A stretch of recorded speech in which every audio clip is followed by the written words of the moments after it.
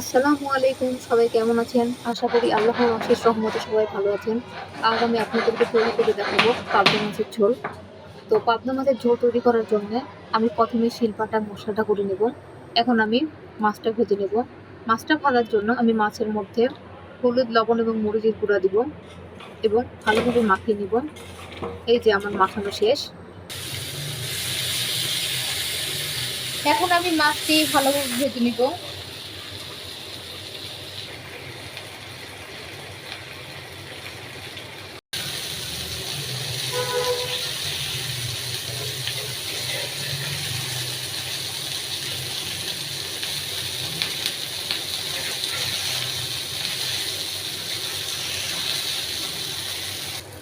আমি কড়াইয়ে পেঁয়াজ ও মরিচ দিয়ে নিয়েছি।